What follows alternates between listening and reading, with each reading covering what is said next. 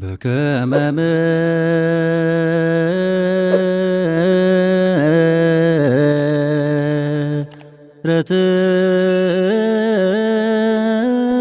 مرتك يا من آمين كبجموتا في جالة موتا ماتي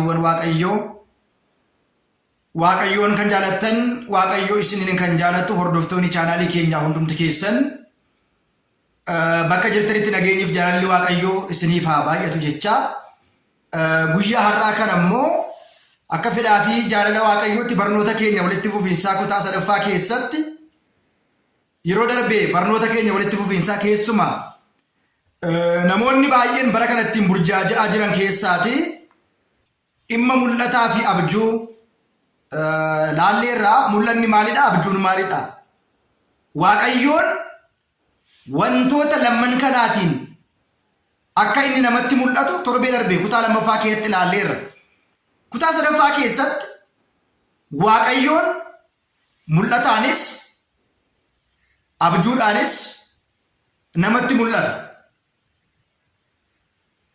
inni guddaan garuu abjuun immoo namoonni baay'een abjootu akkamitti hiikaa isaa beekuu danda'u kan jedhudha.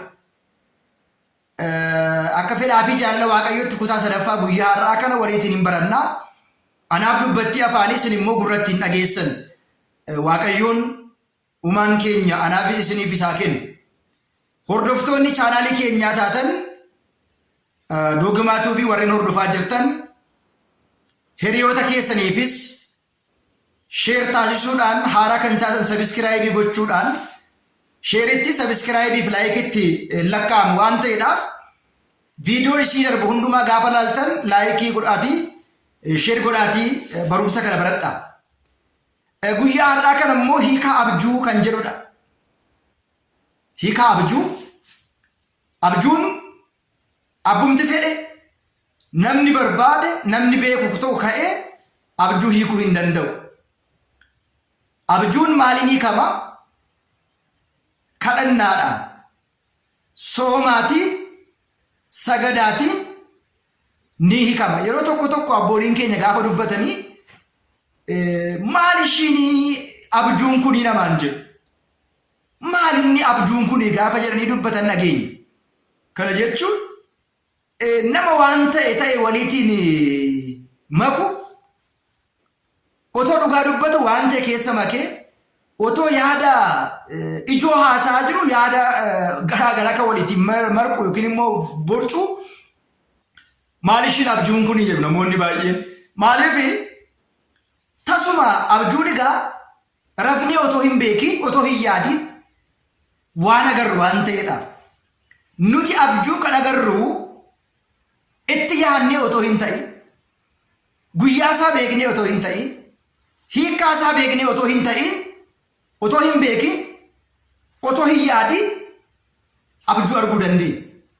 Tasuma abjuun yeroo baay'ee raphee hirribaatiin halkan keessa waan agarrudha.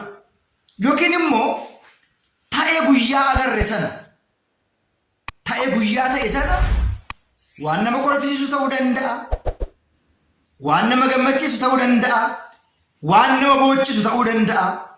Waan yaaddoo namatti naqu ta'uu danda'a. Waan abdii qabu ta'uu danda'a. Gin kanas haa ta'u sana rafnee waan agarru abjuu jedhama.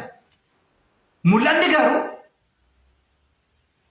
ta'e jedhee waaqayyo itti yaadee tokko badii keenya lama gaarummaa keenya tokko waan nu fayyaduudhaaf lama immoo waan irraa deebi'uu mannu waan nu hin fayyannirraa nu gorsuudhaaf nu barsiisuudhaaf waaqayyoon mul'ata isaatii namootatti mul'ate ergaa isa dabarsuu danda'a. Abjuunis kanumadha. Abjuun wareegamtoonni, qulqulloonni, abbooliin warreen kadhannaan ciman arguu danda'u arganiirus ittiin fayyadamaniirus. Yeroo darbee barnoota keenya keessatti warreen kutaa tokkoffaaf lammaffaa hin hordofne duubatti deebi'aati ilaala. Fakkeenyaatiif mul'ata Saamu'eel macaafa Saamu'eel isa duraa boqonnaa lamarratti ilaalleerra. Inni itti aanu immoo waa'ee mul'ata Yoosefinis ilaalleerra seera uumamaa boqonnaa digdamii shanii kaasnee yoo dubbisne baay'ee arganna waan ta'eef seenaan isaa bal'aadha waan ta'eedhaaf. Sababni mul'ata arguu Yoosefii obbolaasaa biratti yaaddoo guddaa ta'eera. Inni biraan macaafa wangeela Maatewos boqonnaa 2 irratti yoo ilaallu waa'ee dhalachuu daa'imichaa gara fuulduraatti fiichariitii kan jennu yookiin immoo ta'ee gara fuulduraatti ta'uu sana tilmaamee waan beekeedhaaf. Daa'imicha ajjeesuudhaaf Heroodisi yaadeera. Nutis maarree karaa gaarii irra warri deemnu mul'ata karaa gaarii sana arguu dandeenya. Warri karaa hamaa irra deemnu mul'ata waan hamaa sana arguu dandeenya. Fakkeenyaatiif macaafa Saamu'eel isa duraa irratti Waaqayyoon abjuudhaan eenyutti dubbate? Saamu'eelitti dubbate. Waaqayyoon ni waame. Mana qulqullummaa isaa keessa Waaqayyoon Saamu'eelitti dubbate. Waaqayyo hunduma keenyatti haa dubbatu. Akka gara isaatti deebinuuf, yakka akka dhiisnuuf, hamii akka dhiisnuuf, ejji akka dhiisnuuf, sagaagala akka dhiisnuudhaaf dhugumatti afurri sagaagalaa, afurri hamii, afurri ejjaa, afurri sobaa, afurri dhiiga dhangalaasu, afurri hannaa baay'ee ulfaataadha. Kana cabsinee of keessaa yoo baasne malee baay'ee rakkisaadha. Kana keessaa ba'uun ulfaata saba Waaqayyoo. Keessuma afurri sagaagalaa namoonni baay'een jireenya isaanii dhabaniiru. Lubbuu isaanii dhabaniiru. Jireenyi isaanii badeera. Gaa'illi isaanii diigameera. Qabeenyi isaanii jalaatti badeera. Lubbuun isaanii dhabameera. Kanaaf egaa Waaqayyoon inni guddaan yoo dubbachuu baate Eeliin lubichadha. Ga'ee qabu adda baasee yoo haasa'uu baatu iyyuu Waaqayyo garuu samiirraati daa'ima xiqqoo sana kaase. Mana isaatiif Waaqayyo hinaafaadha. Saba isaatiif Waaqayyo hinaafaadha. Gocha balaa keenyatti Waaqayyo ni hinaafa. Gaafa hinaafu tole baga hojjete gaariidha jedhee too hin ta'in. Mucaan koo baduu hin qabu. Intalli koo baduu hin qabdu. Sabni koo baduu hin qabu jedhee Waaqayyo ni hinaafa saba isaatiif. Waaqayyo gara dhugaatti nu haa deebisu. Karaa dhugaa nu haa filachiisu. Kanaaf lubni mana qulqullummaa waa'ee mana Waaqayyo dubbachuu yoo baate, waa'ee kiristaana baduu lubichi haasa'uu yoo baate, lallabichi dubbachuu yoo baate, lakki yaa saba koo hin badinaa. Dheekkamsa Waaqayyo isinitti fida gochaan keessan cubbuu keessan jedhee haasa'uu yoo baate Waaqayyo callisee hin laalu. Kanaafidha hinaaffaan mana keenya nyaata jedhee qulqullichi Daawit dubbateera. Mana kee irratti gochaan ta'u raawwii raawwatu. Abaarsa namoonni si abaaran, jecha namoonni si hin jedhan, waa'ee kee dubbii tilmaama namoonni si kennan na gube jedhee Daawit dubbatee jira. Kanaafidha manni kiristaanaa yaada gaariitiif, wangeelaatiif, foonsaa fudhachuuf, dhiigasaa fudhachuudhaaf hinaafuu qabna. Hojii gaarummaaf wal dursuu qabna. Hojii qajeelummaatiif wal dursuu qabna malee nama luka jalaa butuudhaaf, waa'ee namaa haasa'uudhaaf, waa'ee namaa dubbachuudhaaf, waa'ee nama dhuunfaa haasa'uudhaaf wal kaachuu yookiin immoo dursuu akka hin qabnedha macaafni keenya kan inni nu barsiisu waan ta'eedhaaf mul'annii fi abjuun namoota baay'ee jalaatii wal rukuteera. Mul'anni mul'ata dhugaa, mul'atas bakka lamatti qoonnee ilaaluu dandeenya. Mul'ata dhugaa, mul'ata sobaa. Abjuus bakka gurguddaa lamatti qoonnee ilaaluu dandeenya. Mul'ata hafuuraa, mul'ata foonii. Egaa akkuma beekamu garaan yeroo hundumaa waa'ee nyaachaa, waa'ee dhugaatii kanuma yaada jecha.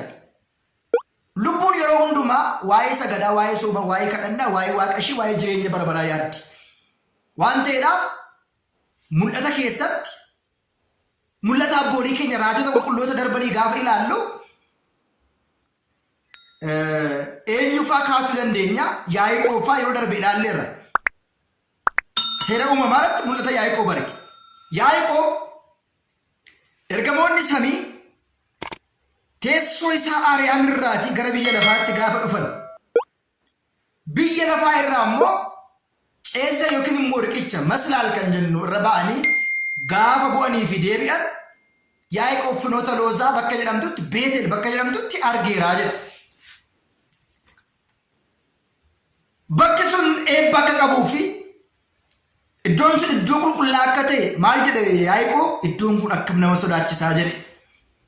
Lafni ulfinni Waaqayyootti dubbatamu. Lafni kabajni Waaqayyootti barsiifamu dhugumatti nama sodaachisa.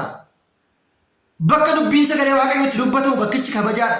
Kanaafidha qulqullicha Iyyaasuutiin Iyyaasuun ilma Nawwee macaafa Iyyaasuu boqonnaa 5 kaasanii gaafa ilaaltan nama seefii yookiin immoo albee qabatee dhaabatu tokko argee jedha. Fuula isaa ol kaasee gaafa ilaalu albeen sun albee nama sodaachisu bifti isaa bifa nama sodaachisu gaafa ta'u maal jedhe seetan Iyyaasuun yaa gooftaa koo ati diinota keenya irraati moo lammiiwwan keenya irraati jedhee gaafate adda baasi. Har'a isa qoobii qabatee isa luba fakkaatee deemu sana ati luba mana kiristaanaati moo itti fakkeessaadha. Namoonni baay'een akkuma amma mana kiristaanaa keessaa ba'anii karaa dhokataa ta'eetiin adeemsa dhokataa ta'eetiin luba fakkaatanii uffata lubaa uffatanii fannoo qabatanii mandara keessa magaalaa keessa biyyoota garaagaraa keessa deeman jiru. Warreen akkasiirraa of eeggachuun barbaachisaadha. Lubadha yoo ta'e eessa tajaajila? Aangoo lubummaa eenyutu isaa kenna? Bara kana keessa maqaan gabaa irraa bitamu qoobii fi kaabbaa fannoon markaatoo irraa bitamu nama baay'ee gowwoomsaa jira. Lubni dhugaa maaliin beekama? Maaliin madaalama? Tajaajilaan dhugaan maalidha fakkeenyi isaa yookiin immoo maal fakkaata kan jedhu beekuun barbaachisaadha waan ta'eedhaaf. Kanaaf egaa dhimma mul'ataa fi abjuu irratti hubannoon nu barbaachisu kanadha. Amma kutaa kana keessatti mul'ata agarre akkamitti hiikanna? Eenyutu nu hiikaa? Mul'anni sobaaf dhugaa qaba, abjuu sobaa fi dhugaa qaba. Kan Waaqayyo akkamitti beekna kan jedhu ilaalla kutaa arfaffaa keessatti. Waaqayyo hunda keenya duukaa haa ta'u. Sabiskiraayibii fi sheerii godhaa tuun bira qaqqabsiisaa. Waaqayyo hunda keenya nu haa barsiisu. Horaa bulaa deebanaa eebbifamaa.